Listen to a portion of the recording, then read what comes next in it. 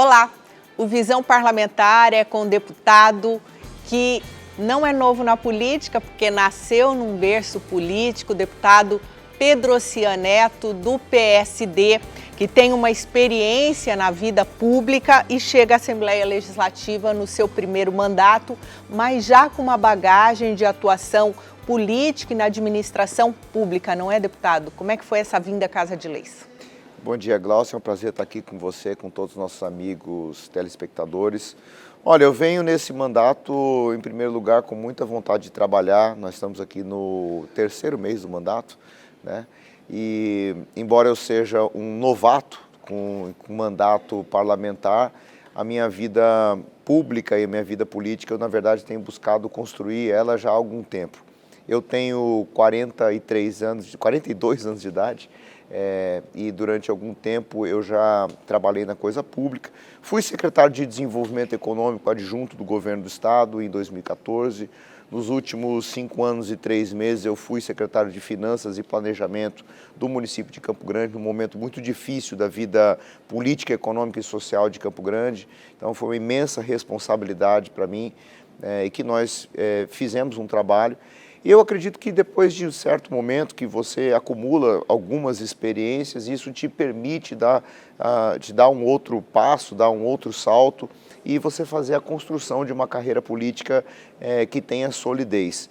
Eu sempre fui contra aqueles que se lançam na política apenas como uma aventura ou aqueles que não buscaram uma trajetória. Eu busquei consolidar uma trajetória, primeiro como profissional, como economista, como mestre em economia política pela PUC, como professor da universidade lá em São Paulo. Trabalhei no setor privado, trabalhei na área internacional, busquei fazer uma certa trajetória para que eu acumulasse conhecimento e quando eu viesse aqui, nesse 2023, desempenhar minha primeira, debutar na vida política com mandato, que eu pudesse fazer isso com bastante propriedade e com segurança. Deputado, como o senhor falou, né, o senhor é mestre em economia, foi professor da PUC, secretário adjunto na secretaria... na Seprotur, também ficou a última função como secretário de Finanças e Planejamento do município de Campo Grande. E aí o senhor traz essa bagagem em economia aqui para a Casa de Leis. Deputado, qual é a percepção, né? Porque o legislativo, apesar de às vezes parecer um pouco engessado, mas dá para pegar essa experiência e disseminar nas comissões, como a CCJR, que o senhor já de cara assume, né, o coração da Assembleia, que é ali onde estão os projetos para análise, a CCJR. Como é que traz essa experiência, deputado, de finanças para conseguir aí disseminar junto às comissões parlamentares? Olha, é muito importante na atuação de qualquer parlamentar e qualquer um que venha desempenhar um cargo público e político, que tenha consciência de como funciona um governo, daquilo que é possível aos governos, quais são os limites da atuação. Então, essa experiência no Executivo Municipal em Campo Grande, sobretudo nessa posição que eu ocupei, um cargo de imensa responsabilidade, você tem uma ideia, o orçamento de Campo Grande anualmente é de cerca de 5 bilhões de reais, então foram 5 anos gerindo um orçamento dessa magnitude. Isso vai dando uma certa experiência para que a gente possa ter uma atuação mais propositiva, mais pragmática, mais de entrega de resultados. É lógico que pela sua natureza, o legislativo é muito diferente do executivo. Enquanto no executivo você tem uma obrigação de entregar coisas no curto prazo, e você dispõe de certos mecanismos e instrumentos para que a gente possa fazer isso, você faz o manejo do orçamento, você gasta, você paga, você toma decisões. O parlamento é um pouco diferente. De um lado você faz uma discussão sobre a legislação, mas eu digo que não é nem esse o papel mais central do parlamento. Eu penso que o parlamento, você precisa falar, você precisa vocalizar aquilo que a sociedade precisa discutir e faz um papel muitas vezes de mediador. Eu recebi o honroso convite de ser o vice-líder do governador do estado, Eduardo Riedel, aqui na Assembleia Legislativa, que é uma posição muito importante, de muita responsabilidade, que não apenas faz a defesa dos interesses do governo do Estado dentro da Assembleia, e é muito mais do que isso, na verdade faz uma defesa de uma visão de Estado, uma visão programática que o governador do Estado tenta imprimir no seu governo. Então, quando eu recebi essa missão, eu sabia da importância que é muito ampla disso. Então, e eu penso assim, às vezes você pega um tema que às vezes que não é legislativo especificamente e que tem a ver com a questão econômica. Semana passada, por exemplo, nós tivemos aqui em Campo Grande uma audiência da ANTT, que é a Agência Nacional dos Transportes Terrestres. Veja que não é uma questão de propositura de leis nem nada, mas nós ficamos discutindo, por exemplo, o futuro da ferrovia. Da ferrovia que vai estar lá de Corumbá, ligando ao Porto de Santos, a extensão do ramal ferroviário para Ponta Porã, passando por Maracaju. Quer dizer, são temas que não necessariamente são legislativos, mas o parlamentar, ele consegue vocalizar essas questões. Então, da mesma forma, eu tenho buscado entrar em alguns temas também desse mandato. Por exemplo, a questão dos hospitais. Eu criei uma frente parlamentar de defesa das Santas Casas, dos hospitais filantrópicos, fazendo um debate aprofundado sobre as questões do financiamento da saúde pública. Então, são todas questões que eu acho que o parlamentar consegue fazer, e eu acho que esse grande instrumento do parlamento é justamente isso, é conversar, é falar, é debater, a força do parlamentar é esse microfone que o mandato confere. Conseguir trazer esse anseio social, não é, deputado, para o parlamento, que às vezes, muitas vezes, como o senhor disse, não é legislativo, mas porém que reflete a população, muitas vezes não sabe, o que é a alçada do poder legislativo, mas o parlamentar consegue trazer esse anseio e acaba por cobrar. Deputado, o senhor falou aí da questão da frente em defesa das Santas Casas e hospitais filantrópicos, que é uma frente que o senhor criou, também como a frente da avicultura, do leite, do desenvolvimento da suinocultura, acompanha também o agronegócio e a regularização fundiária. Mas, em especial, quando o assunto são os hospitais filantrópicos do nosso estado, o senhor já trouxe isso da campanha, não é, deputado? Eu sei que o senhor falou bastante sobre esse tema. Qual é o anseio da população quando o assunto é o financiamento, a questão dos nossos hospitais e os seus respectivos orçamentos? Olha, eu penso que esse é um problema não apenas do estado do Mato Grosso do Sul, do município de Campo Grande, mas na realidade esse é um problema nacional. E eu penso que o Brasil precisa aprofundar mais nesse debate sobre as condições que regulam o Sistema Único de Saúde. E nós temos hoje um modelo que ele está muito aquém do desempenho que é esperado dele. E no Mato Grosso do Sul, a despeito de todos os avanços que nós já tivemos no estado, eu penso que esse seja o grande tema que a gente precisa ainda resolver. Quando você olha a situação da saúde do nosso estado, primeiro lembrando que a saúde é um direito de todos e uma obrigação do Estado brasileiro, que universalizou esse direito para os cidadãos, você vê que nem todos conseguem ter acesso a esse direito social básico que está inscrito dentro da Constituição. Se você pega, por exemplo, a forma como está organizado o Sistema Único de Saúde do Mato Grosso do Sul, nós temos um protagonismo excessivo de Campo Grande, de Dourados e de Três Lagoas. Por quê? Porque, na realidade, a saúde precisa ser levada para o interior, nós precisamos fazer a regionalização dos serviços de saúde.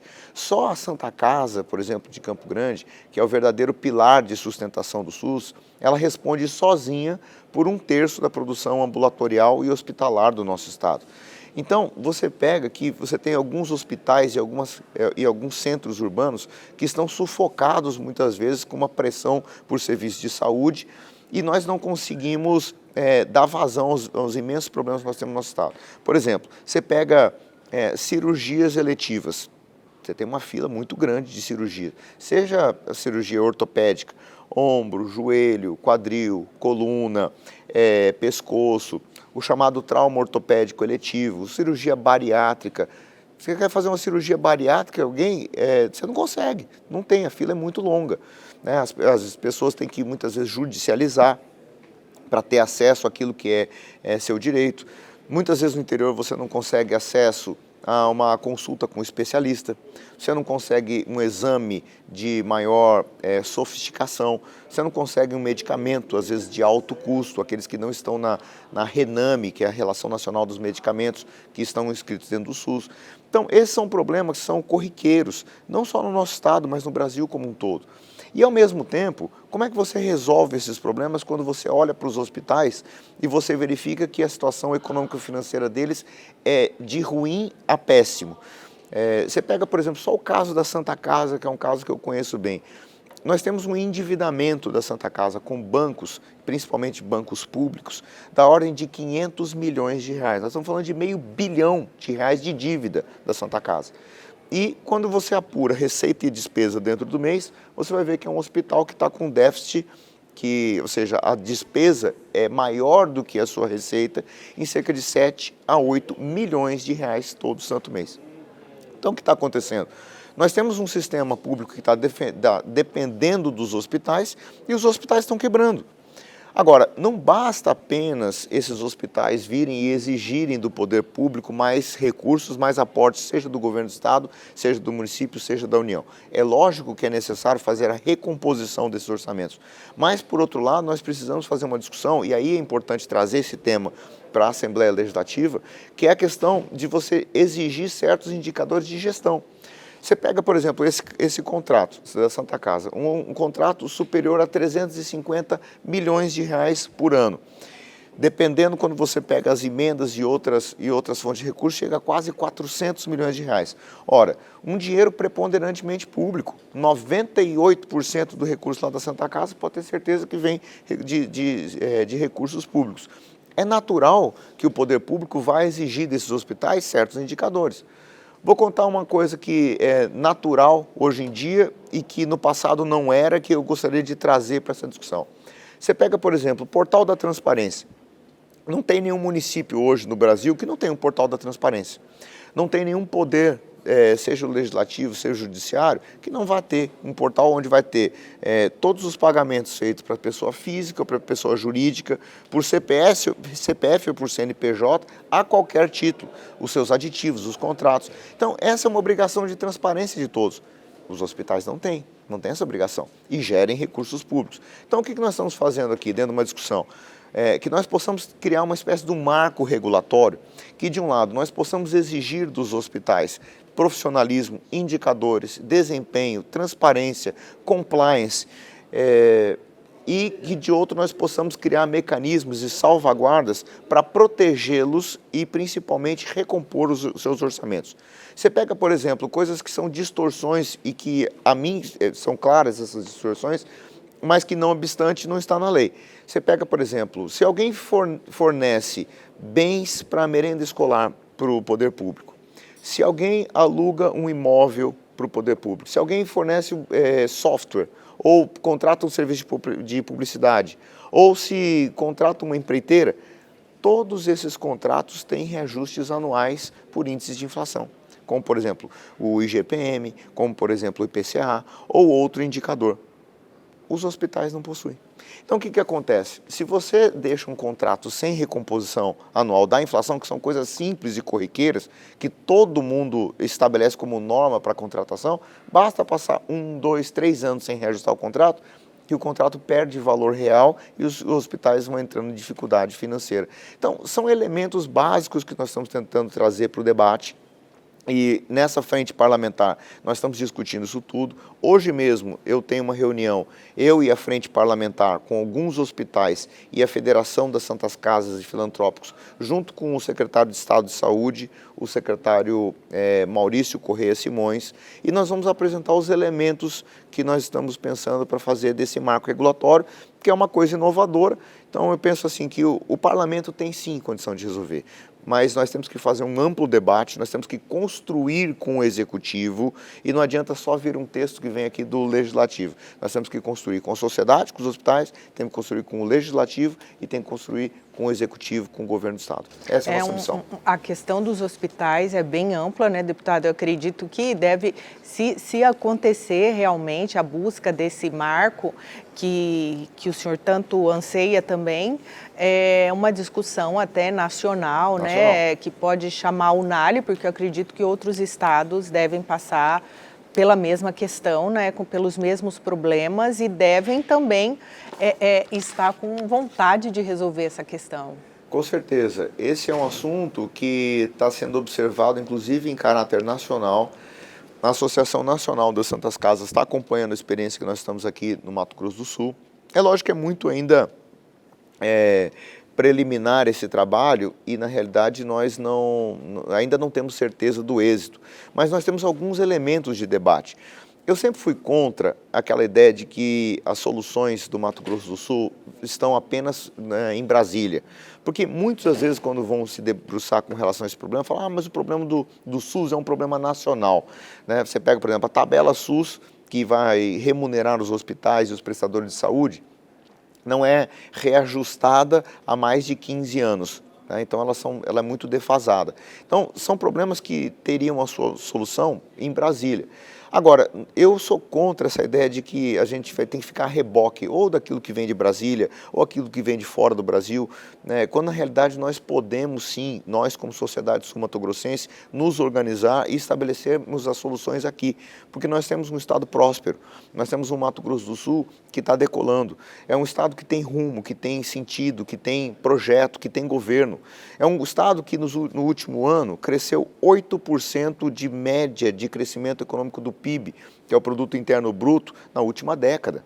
Então, é um Mato Grosso do Sul que tem condição de despertar, de levantar, de assumir o protagonismo do seu próprio destino, um estado que tem tudo para chegar ao mundo desenvolvido. Agora, nós temos que pegar essa fórmula de sucesso e cuidar. Nós precisamos criar um ambiente institucional envolvendo não apenas os governos, mas a iniciativa privada e apostar na força da sociedade civil organizada, num espírito cívico, numa cultura de participação para que nós possamos cuidar do nosso estado do Mato Grosso do Sul. Certo. Bom, deputado, senhor vice-líder do governo, presidente, né, à frente, coordenador de frentes parlamentares importantes, entre elas essa que se destaca, das Santas Casas e Hospitais Filantrópicos, membro da CCJR, né, o coração ali da Assembleia, é a Comissão de Constituição, Justiça e Redação. Deputado, o senhor vem de um berço político e nessa disputa eleitoral com quase 16 mil votos. Para a gente encerrar, o que a população de Mato Grosso do Sul pode esperar do deputado Pedrocian Neto? Pode esperar um deputado aguerrido na luta pelos interesses do Mato Grosso do Sul, alguém que quer fazer a diferença como parlamentar, alguém que acredita no futuro desse estado e que vai lutar com todas as forças para que a gente possa superar os grandes problemas do Mato Grosso do Sul. Eu penso que o nosso estado pode muito. Nós temos imensos problemas, imensos desafios, mas nós podemos superá-los desde que nós nos organizemos como sociedade. Eu me preparei muito para que eu estivesse aqui.